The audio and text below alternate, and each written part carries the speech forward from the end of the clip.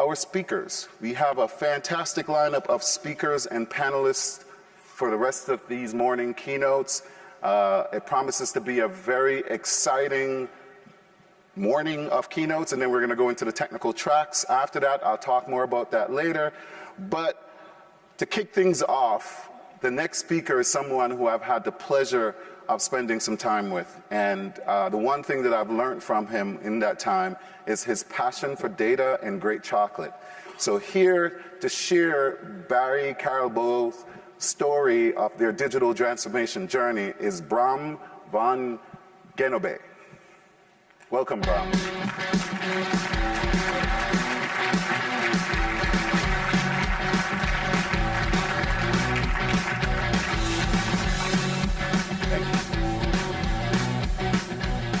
Thank you, Norton. Good morning, AVEVA World. I have fantastic news for you, because I'm going to be talking about two things I know you love: digital transformation and chocolate. But in order to test that hypothesis, let's just do some data validation, right? Can I get a shout out if you love digital transformation? Not bad. Now, can I get a shout out if you love chocolate? I love the energy in the room. 7 years ago, we started on our digital transformation journey. Today, our Smart Factory program is one of the key initiatives at Barry Callebaut to drive our productivity increase. I want to start out by saying thank you to our team at Barry Callebaut and all our partners that have made it possible, because if it wasn't for them and the hard work they did in the last years, I would not be standing here today to share our story. And our story is going to be about some of the successes we booked, but also, and maybe even more interestingly, some of the challenges we faced along the way. Now, I want to first address this one question that I've been asked a couple of times the last couple of days, and that is, have you tasted our product? And I'm happy to say that, yes, probably you have. 1 in 4 chocolate products worldwide are made by Barry Callebaut. We are a B2B chocolate manufacturer with 64 factories all across the globe, and we supply chocolate to large corporate accounts all the way to local bakeries, restaurants, and chocolatiers. We make about 2.2 million tons of chocolate each year, and we work in the entire value stream of the cocoa industry. We go in and source the cocoa beans. We have our cocoa factories where we process the beans into chocolate or cocoa intermediates, the cocoa powder and the cocoa butter. And then we have our chocolate factories where we put it all together and make delicious chocolate. We are the heart and the engine of the chocolate and cocoa industry, and we have 4 key strategic pillars. First of all, expansion. We are a growth company that have risen through mergers and acquisitions. Innovation is extremely important for us. We are constantly on the lookout for market trends and co-create with our customers to ever innovate with chocolate. A couple of years ago, we released Ruby, which is now the 4th kind of chocolate next to milk, dark, and white.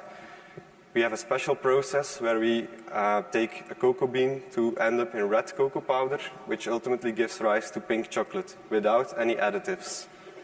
Another recent innovation was the Generation 2 chocolate, which was only a couple of weeks ago announced in Venice at a conference, where we are now making chocolate which is going back to the basics with only 2 ingredients, putting the cocoa first and the sugar second, so that we can maximize the nutritional value that there is in the cocoa fruit, rising on the health trends that are very important in the market today.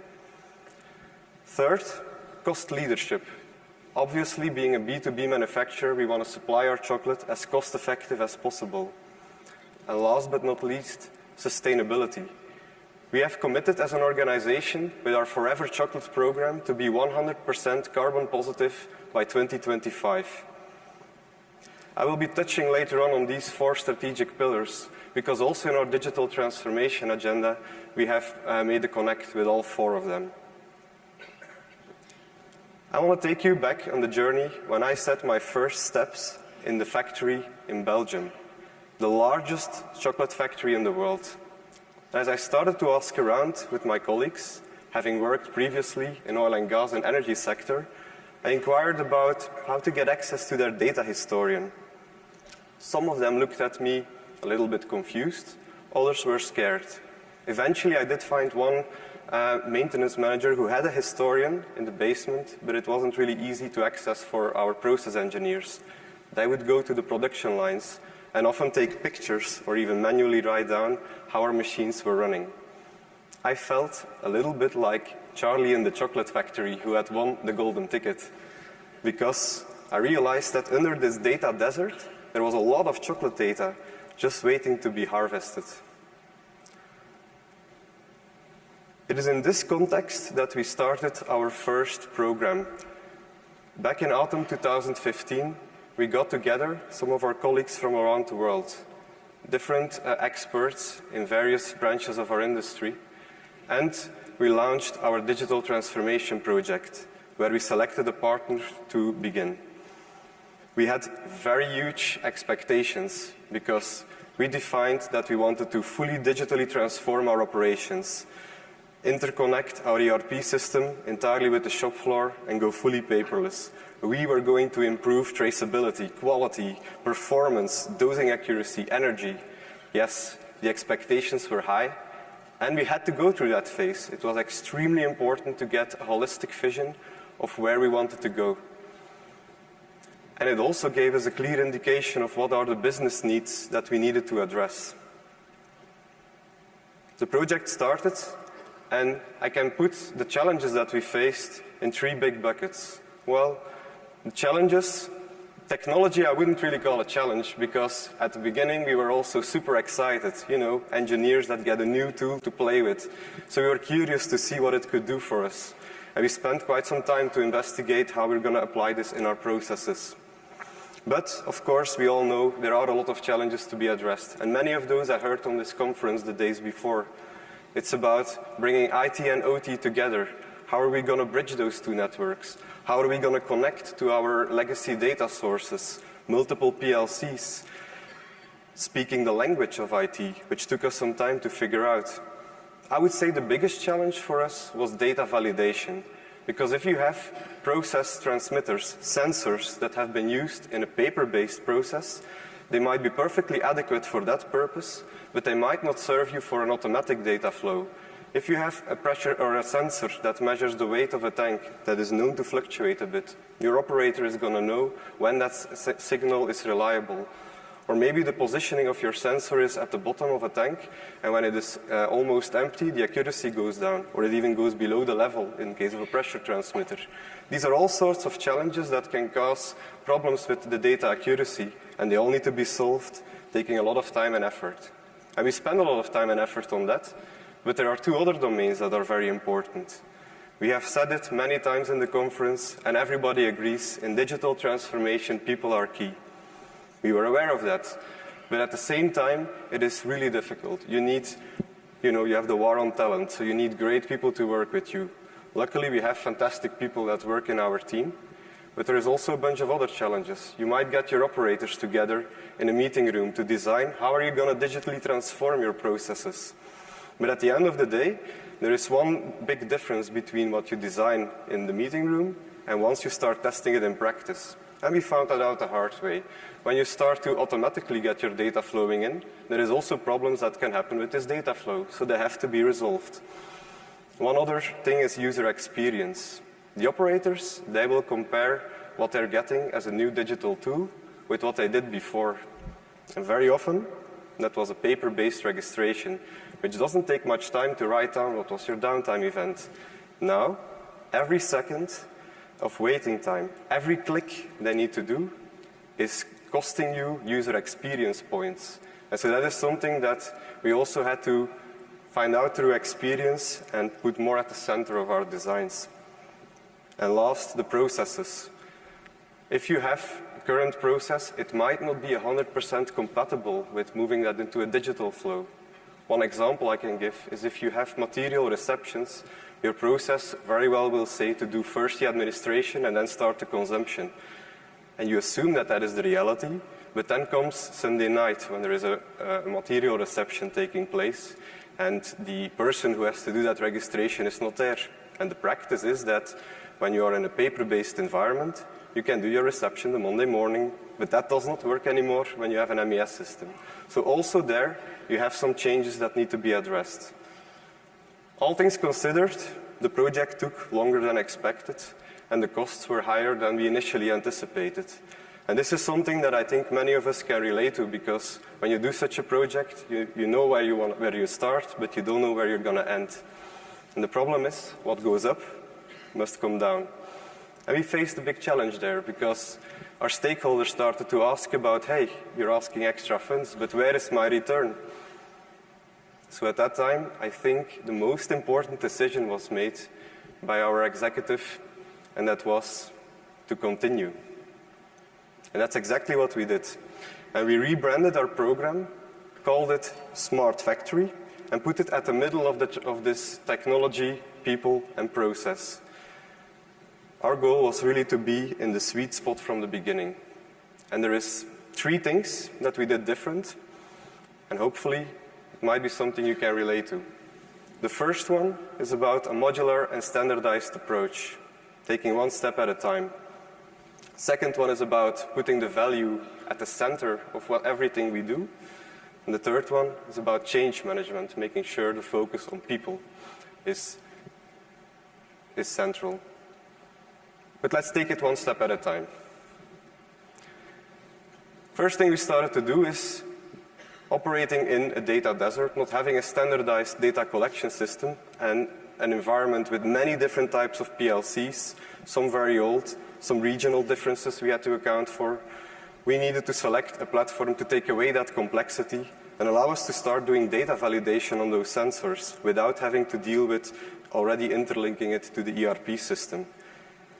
We selected AVEVA system platform for that because they have grown out of this automation world and have connectivity to all the PLCs that we needed to be able to connect with. And it gave us a historian, which we needed to be able to start analyzing our data and expose it to process engineers. So it allowed us to start building the skills. And most of all, because we didn't have any prior install base or nothing that was of substantial scale yet, it allowed us to standardize, building the models of our assets, which we already had done in the first phase of the project, and applying them so that a tag name that is on a factory here in Napa, California, will have the same format as the one in Japan or in Belgium. All the sites using the same naming convention, helping us to scale and help us with cost leadership. But this is only the beginning, because we need to make sure we deliver on what we promise, and we need to always leave them wanting more. So on top of this plant data backbone, we identified 4 key modules focused on performance, energy, yield, and quality. And those 4 modules, we took them in a modular approach as well. We went to our plant managers and asked them, do you have a process line where one of these 4 KPIs is a challenge for you? And we deployed it 1 module at a time, 1 line at a time.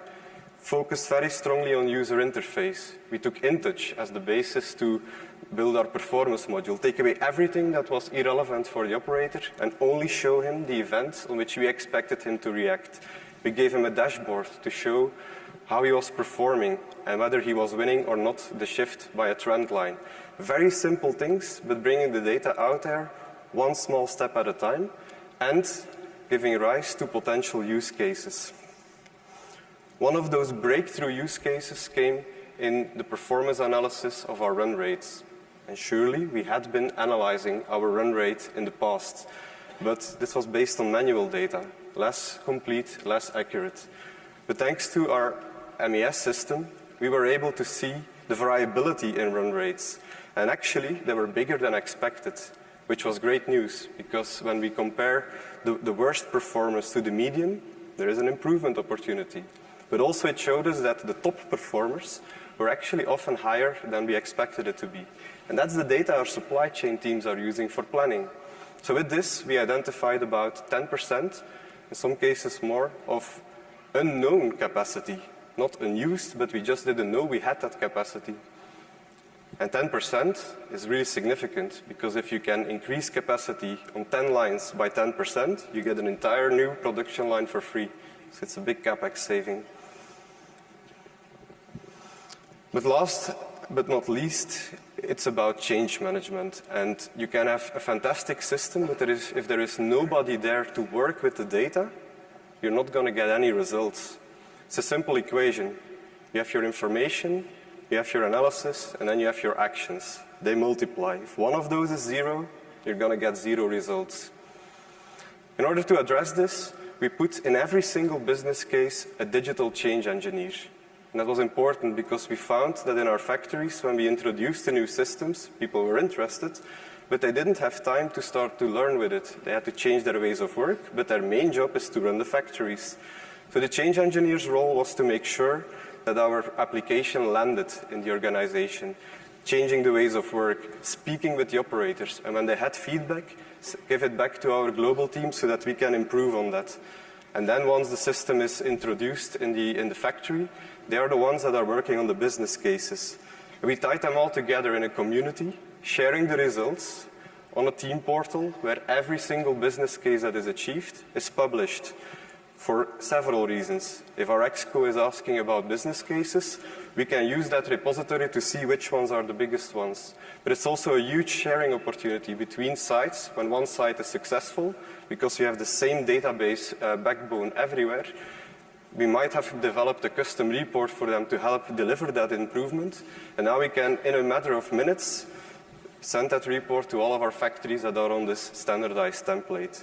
And we put a function, corporate change lead, to tie it all together, to make sure people are talking together, to drive this community. And so this is something that really helped us a lot to make sure that we don't just put a tool in place, but we also provide the resources to make them land in the organization. So in summary, focus, value, and people are the core 3 things that we were working on. Right now, this MES Layer 1 and 2 solution is deployed in 40% of our factories, and we are aiming to have 100% deployment by the end of 2024. But there is more, because remember that initially we said we were going to fully go paperless and interconnect the ERP system. And so we redefined our strategy. We want to make sure that we go to fully autonomous production lines that are delivering 100% at the time golden batches, which means 0 quality defect and operating at max capacity. And this will help us with all of our strategic goals. It will work on this expansion through the capacity increase. We will improve our cost leadership by reducing downtime events and increasing the throughput of the production lines, reducing losses on material variation. And of course, sustainability, because if we get the energy data and we cross-reference that with our operational data, we find opportunities for savings. And all of it requires us to innovate, not just in our products, but also in how we run our processes, adding new sensors, camera vision, AI and machine learning to build predictive models. And that's exactly what we do with our goal to dramatically increase our productivity. We're going to do that in 2 main programs, which is all part of the Smart Factory umbrella. One is MES Layer 3, and the other is the Smart program. So first of all, the MES Layer 3 is bridging the gap with the ERP system. This is the one that will bring us fully paperless, and we have it currently operational on 2 factories, but it's still an old legacy template. We are working with the team of AVEVA in Barn to revamp this model-driven MES solution and to use our installed base of Layer 1, 2. So it will be fully compatible with what we have been deploying on the other sides, leveraging the validation we have done on the data, so taking away some of the challenge in the technology sphere, and bringing it into giving us more time to focus on the people and the processes when implementing these solutions. And then, what I think is the most exciting part is our manufacturing intelligence program. And this is where we really go into leveraging all that data that we are collecting to build predictive models, to try and understand what affects our production. And we want to make sure we bring this to the shop floor in 3 steps. The first one is using our dashboards to show to an operator what should be the standard ranges in which they are operating in a digital way. Second step will be to use those predictive models to give them guidance when there is an optimization opportunity that exists. And the last step will be to use those to bring this in fully closed loop and optimize the lines in real time. And I want to conclude with the last example of this, or how we used to do that. Remember the data desert we had in Wiese? Well, 18 months after we started this project, we started to make a data dump of everything we had collected. And we analyzed about 5,000 process orders and went with the production teams to see, can we set an objective on one of the yields of the more expensive raw material components, and can we see if there is opportunities to optimize that? And starting to identify some technology partners for us to work with that, we identified 8 small actions we could do. Changes in the PLC sequence, some minor modifications that took a couple of minutes to adjust, and we achieved that objective, which created a willingness to invest in a data pipeline so that we are now sending our data into the cloud to accelerate this analysis. And on top of that, invest in additional sensors to gain even more insights. So far, that initial goal has been exceeded by 250%, and this is just on one line. The fact that we're rolling this standard solution out across our entire organization means that we can scale these insights in the next couple of years. And so this was the story that I wanted to share with you all. There is 3 things that we did to help us on our digital transformation journey. It's about the modularity, taking one step at a time and focusing. It's about value improvement, and it's about user centricity. And I want to end with asking you a question. What are the key takeaways and the learnings you got from your digital transformation journey? I'd be very interested to connect and learn from you all on how you are addressing this. And maybe we can learn from each other to spark each other's ingenuity. Thank you very much, and enjoy the rest of the conference.